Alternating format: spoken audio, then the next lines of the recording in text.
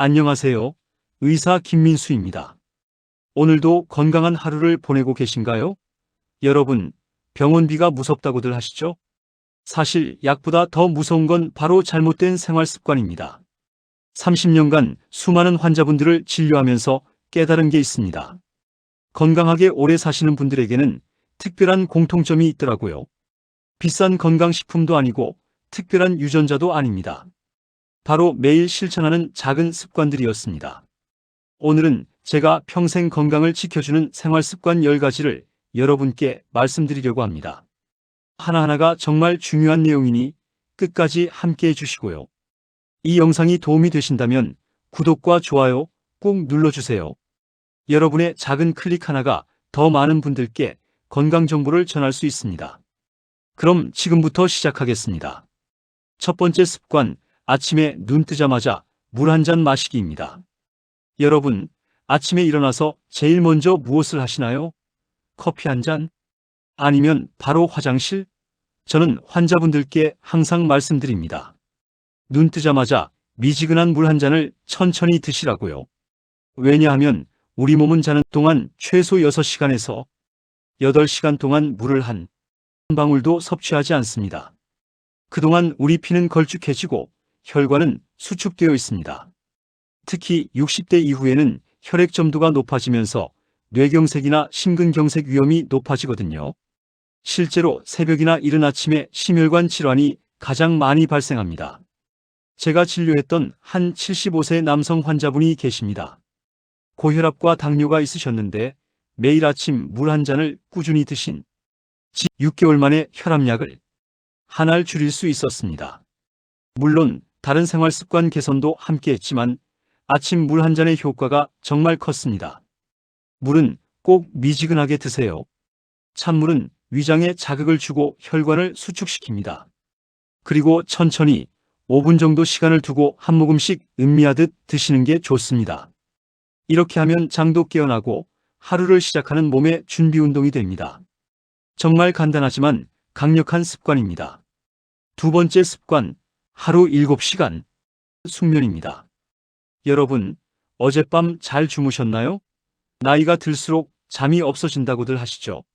새벽 3시, 4시면 눈이 떠지고 한번 깨면 다시 잠들기 어렵다는 분들이 정말 많습니다. 그런데 이게 그냥 나이 탓이라고 넘기면 안 됩니다. 수면은 우리 몸의 회복 시간입니다.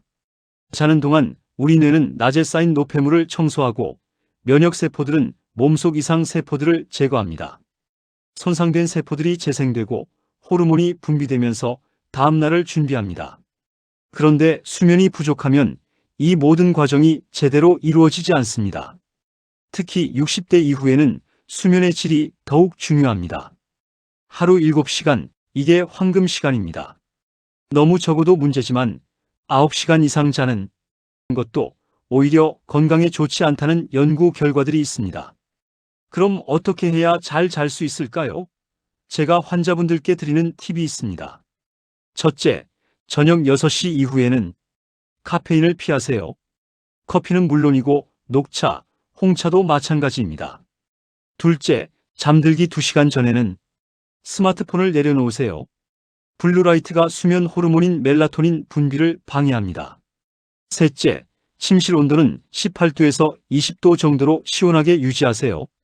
그리고 가장 중요한 것, 매일 같은 시간에 자고 일어나는 규칙적인 수면 패턴을 만드세요. 한 68세 여성 환자분은 불면증으로 수면제를 복용하셨는데 이런 수면 습관을 3주 정도 지키셨더니 자연스럽게 약을 끊을 수 있었습니다. 좋은 잠은 그 어떤 보약보다 강력합니다. 세 번째 습관, 단맛을 줄이고 자연식을 늘리는 것입니다. 여러분, 요즘 식탁이 어떤가요? 설탕 들어간 음식, 가공식품이 참 많죠. 빵, 과자, 음료수, 심지어 반찬에도 설탕이 숨어 있습니다. 저는 진료실에서 정말 자주 말씀드립니다. 설탕은 합법적인 마약이라고요. 우리 몸에서 당분이 과하게 들어오면 혈당이 급격히 올라갔다가 떨어집니다.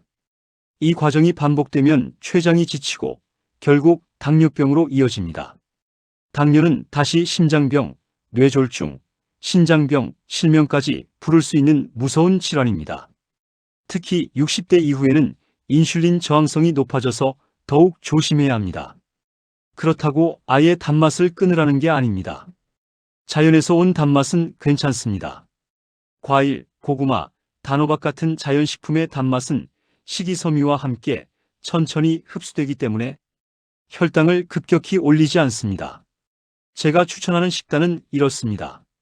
흰쌀밥 대신 잡곡밥, 흰빵 대신 통곡물빵, 과자 대신 견과류와 과일, 그리고 채소는 매 끼니 접시의 반을 채우세요.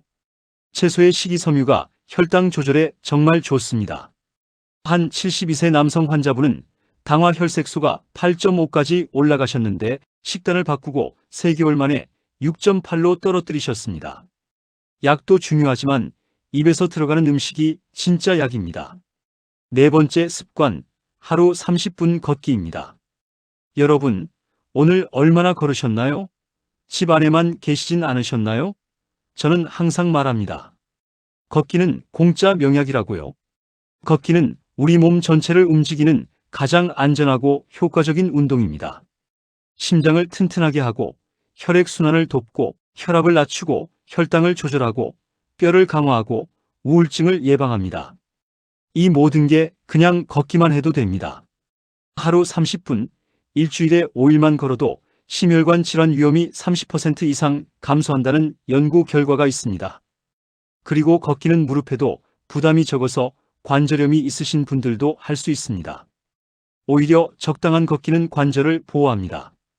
그런데 아무렇게나 걷는 게 아닙니다. 바른 자세로 팔을 자연스럽게 흔들면서 리드미컬하게 걸으세요. 속도는 옆 사람과 대화할 수 있을 정도면 적당합니다. 너무 천천히도 너무 빠르게도 말고 약간 숨이 차는 정도가 좋습니다. 시간은 꼭 한 번에 30분일 필요 없습니다. 아침 10분, 점심 후 10분, 저녁 10분 나눠서 걸어도 효과는 비슷합니다. 중요한 건 매일 꾸준히 하는 겁니다. 제가 진료했던 한 70세 여성 환자분은 무릎이 아파서 걷기를 두려워하셨습니다.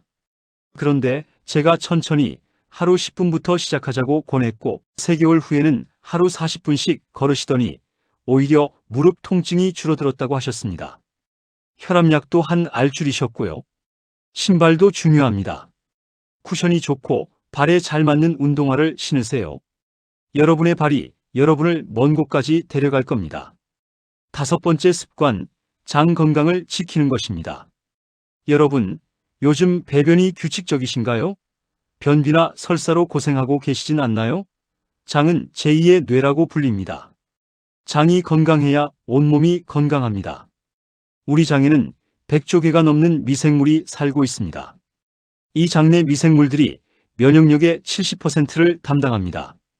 장이 건강하면 감기도 덜 걸리고 암도 예방되고 심지어 우울증까지 줄어듭니다. 장과 뇌가 연결되어 있거든요. 그럼 어떻게 장을 건강하게 만들까요? 첫째, 발효식품을 드세요. 김치, 된장, 청국장, 요거트 같은 음식들이 좋은 균을 장에 보급합니다. 둘째, 식이섬유를 충분히 섭취하세요. 채소, 과일, 통곡물, 해조류가 장내 유익균의 먹이가 됩니다. 셋째, 물을 충분히 드세요. 하루 1.5리터에서 2리터 정도가 적당합니다. 물이 부족하면 변이 딱딱해지고 변비가 생깁니다. 넷째, 스트레스를 줄이세요. 스트레스는 장을 직접 공격합니다. 한 65세 남성 환자분은 만성 변비로 고생하셨는데 매일 아침 요거트와 과일 그리고 충분한 물 섭취로 3주 만에 매일 아침 규칙적인 배변을 하게 되셨습니다. 장이 편해지니 온몸이 가벼워졌다고 하셨어요. 배변은 아침에 하는 게 가장 좋습니다. 아침 식사 후 장이 가장 활발하게 움직이거든요. 화장실에서 스마트폰 보지 마시고 5분 안에 자연스럽게 해결하는 습관을 들이세요. 6번째 습관, 정기검진을 받는 것입니다. 여러분, 마지막 건강검진이 언제였나요? 1년 넘으셨다면 당장 예약하셔야 합니다. 정기검진은 여러분 몸의 보험입니다. 많은 분들이 말씀하세요. 몸이 안 아픈데 굳이 검진을 받아야 하냐고요. 그런데 바로 이게 함정입니다. 암, 고혈압, 당뇨, 고지혈증 같은 질환들은 초기에는 증상이 없습니다. 증상이 나타났을 때는 이미 상당히 진행된 경우가 많습니다.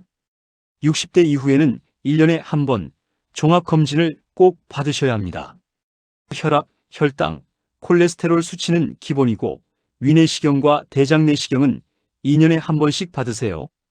여성분들은 유방암과 자궁경부암 검사도 빠뜨리지 마세요. 제가 진료했던 한 74세 여성 환자분은 아무 증상이 없었는데 정기검진에서 조기 위암이 발견됐습니다. 다행히 초기라 내시경 절제술로 완치되셨습니다. 만약 검진을 미뤘다면 어땠을까요? 생각만 해도 아찔합니다. 검진 결과가 나오면 꼭 의사와 상담하세요. 수치 하나하나가 여러분 건강의 신호등입니다. 이상 수치가 나왔다면 빨리 조치를 취하고 정상이라도 계속 관리해야 합니다. 병은 예방이 최선입니다. 치료보다 발견이 중요하고 발견보다 예방이 중요합니다. 정기검진은 여러분의 생명을 지키는 가장 확실한 방법입니다. 7번째 습관, 근육을 키우는 것입니다. 여러분, 계단 오르실 때 숨이 차시나요? 무거운 물건 들기가 예전보다 힘드시죠? 이건 자연스러운 노화가 아닙니다. 근육이 줄어든 겁니다. 나이가 들면 매년 1%씩 근육이 줄어듭니다. 60대부터는 더 빠르게 줄어들죠. 근육이 줄어들면 기초대사량이 떨어지고 쉽게 살이 찝니다. 그리고 낙상 위험이 높아지고 골절이 생기면 회복이 어렵습니다. 심각하면 와상 생활로 이어질 수도 있습니다. 그래서 저는 항상 말합니다. 근육은 노후의 연금이라고요. 젊었을 때 근육을 저축해둬야 나이 들었을 수 있습니다. 근육을 키우려면 운동과 단백질 섭취가 필요합니다. 걷기만으로는 부족합니다. 집에서 할 수 있는 스쿼트, 벽 팔굽혀펴기, 아령 들기 같은 근력 운동을 일주일에 2~3번 하세요. 처음에는 10번씩만 해도 됩니다. 서서히 늘리면 됩니다. 그리고 단백질을 충분히 드세요. 나이가 들수록 단백질 흡수율이 떨어지기 때문에 더 많이 먹어야 합니다. 고기, 생선, 계란, 두부, 콩 같은 음식을 매 끼니 드세요. 한 끼의 손바닥 크기 정도면 적당합니다. 한 69세 남성 환자분은 근감소증 진단을 받으셨는데 주 3회 근력 운동과 단백질 보충으로 6개월 만에 근육량을 5kg 늘리셨습니다. 계단도 거뜬히 오르시고 손주들도 안아주실 수 있게 되셨습니다. 근육은 배신하지 않습니다. 운동한 만큼 돌아옵니다. 오늘부터 시작하세요. 8번째 습관, 마음의 평온을 지키는 것입니다. 여러분, 요즘 마음이 편안하신가요? 걱정이나 불안, 외로움은 없으신가요? 육체의 건강만큼 마음의 건강도 중요합니다. 스트레스는 만병의 근원입니다. 스트레스를 받으면 우리 몸에서는 코르티솔이라는 호르몬이 분비됩니다. 이 호르몬이 지속적으로 높으면 혈압이 올라가고 혈당이 올라가고 면역력이 떨어지고 염증이 생깁니다. 심지어 암 발생률도 높아집니다. 60대 이후에는 은퇴, 자녀 독립, 친구들과의 이별 등으로 심리적 변화가 큽니다. 이때 마음을 잘 돌보지 않으면 우울증에 빠질 수 있습니다. 노인 우울증은 진단도 늦고 치료도 어렵습니다. 그럼 어떻게 마음의 평온을 지킬까요? 첫째, 긍정적인 생각을 하세요. 감사한 일을 매일 3가지씩 떠올려 보세요. 둘째, 사람들과 어울리세요. 친구들과 만나고 동호회 활동을 하고 봉사활동도 좋습니다. 고립되지 마세요. 셋째, 취미 생활을 가지세요. 그림 그리기, 글쓰기, 악기 연주, 정원 가꾸기 뭐든 좋습니다. 좋아하는 일을 하면 마음이 평화로워집니다. 넷째, 명상이나 호흡 운동을 하세요. 하루 10분만 조용히 앉아 호흡에 집중하면 스트레스가 줄어듭니다. 한 71세 여성 환자분은 남편을 잃고 심한 우울증에 시달리셨습니다. 그런데 복지관에서 만난 친구들과 함께 노래 교실을 다니시면서 점점 밝아지셨습니다. 이제는 약 없이도 웃음을 되찾으셨어요. 마음이 아프면 혼자 끙끙 앓지 마시고 전문가의 도움을 받으세요. 정신과 상담도 부끄러운 게 아닙니다. 마음도 치료받을 권리가 있습니다. 9번째 습관, 하루 15분 햇빛 쬐기입니다. 여러분, 오늘 햇빛 보셨나요? 집 안에만 계시면 안 됩니다. 햇빛은 자연이 주는 최고의 비타민입니다. 햇빛을 쬐면 우리 피부에서 비타민 D가 만들어집니다. 비타민 D는 뼈를 튼튼하게 하고 면역력을 높이고 우울증을 예방하고 심지어 암 예방에도 도움이 됩니다. 그런데 한국 노인의 90% 이상이 비타민 D 부족입니다. 나이가 들면 피부에서 비타민 D를 만드는 능력이 떨어집니다. 그래서 더 자주, 더 오래 햇빛을 쬐어야 합니다. 하루 15분에서 30분 얼굴과 팔을 햇빛에 노출하세요. 오전 10시에서 오후 3시 사이가 가장 좋습니다. 물론 자외선 차단제는 바르지 않은 상태에서 15분 정도 쬐고 그 이후에는 자외선 차단제를 바르세요. 피부암 예방도 중요하니까요. 그리고 유리창 너머의 햇빛은 효과가 없습니다. 꼭 밖으로 나가세요. 겨울철이나 흐린 날이 많으면 비타민 D 보충제를 드시는 것도 좋습니다. 하루 1000IU에서 2000IU 정도면 적당합니다. 하지만 보충제보다는 자연의 햇빛이 훨씬 좋습니다. 한 67세 여성 환자분은 골다공증으로 허리가 아프셨는데 매일 산책하며 햇빛을 쬐고 칼슘과 비타민 D를 보충하셨더니 1년 만에 골밀도가 눈에 띄게 좋아지셨습니다. 산책할 때 햇빛도 쬐고 걷기 운동도 하고 일석이조입니다. 매일 15분 햇빛과 친구가 되세요. 10번째 습관, 웃음을 잃지 않는 것입니다. 여러분, 오늘 얼마나 웃으셨나요? 마지막으로 배꼽 잡고 웃은 게 언제인가요? 웃음은 정말 최고의 보약입니다. 웃으면 우리 뇌에서 엔도르핀이라는 행복 호르몬이 나옵니다. 이 호르몬이 통증을 줄이고 스트레스를 날리고 면역력을 높입니다. 실제로 하루 15분 웃으면 면역세포가 활성화된다는 연구 결과도 있습니다. 웃음은 운동 효과도 있습니다. 크게 웃으면 복부 근육이 움직이고 심장 박동이 빨라지고 산소 공급이 증가합니다. 1분간 웃는 것이 10분간 조깅하는 것과 비슷한 효과라는 말도 있습니다. 그럼 어떻게 자주 웃을 수 있을까요? 첫째, 웃긴 프로그램을 보세요. 개그 프로그램, 코미디 영화, 유튜브 웃긴 영상도 좋습니다. 둘째, 유머 감각 있는 친구들과 자주 만나세요.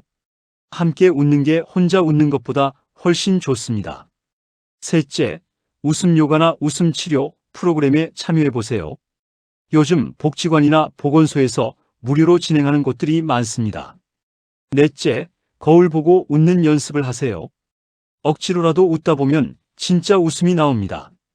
한 73세 남성 환자분은 암 수술 후 우울증으로 힘들어 하셨는데 병원에서 만난 다른 환자분들과 함께 매일 웃음 치료를 받으셨습니다. 3개월 후 암 표시자 수치도 안정되고 표정도 밝아지셨습니다. 의사인 저도 놀랐습니다. 작은 일에도 감사하고 긍정적으로 생각하고 자주 웃으세요. 웃음은 공짜입니다. 부작용도 없습니다. 오늘부터 하루 10번 크게 웃어보세요. 자, 여러분. 지금까지 평생 건강하게 사는 사람들의 10가지 생활 습관을 말씀드렸습니다. 아침에 물 한 잔, 하루 7시간 숙면, 단맛 줄이고, 자연식 늘리기, 하루 30분 걷기, 장 건강 지키기, 정기검진 받기, 근육 키우기, 마음의 평온 유지하기, 햇빛 15분 쬐기, 그리고 자주 웃기. 이 10가지입니다. 사실 하나하나가 특별한 게 아닙니다. 누구나 알고 있는 내용일 수도 있습니다. 그런데 아는 것과 실천하는 것은 천지 차이입니다. 건강은 하루아침에 만들어지지 않습니다. 매일매일 작은 습관들이 쌓여서 10년 후, 20년 후에 여러분을 만듭니다. 저는 30년간 수많은 환자분들을 봐왔습니다. 80세, 90세가 되어도 정정하게 사시는 분들의 공통점은 바로 이런 작은 습관들을 평생 지켜오셨다는 겁니다. 반대로 60대의 여러 질환으로 고생하시는 분들은 대부분 젊었을 때부터 건강을 소홀히 하셨습니다. 하지만 지금이라도 늦지 않았습니다. 오늘부터 시작하세요. 10가지 모두를 한 번에 할 필요는 없습니다. 하나씩 천천히 시작하세요. 아침 물 한 잔부터 하루 10분 걷기부터 무엇이든 좋습니다.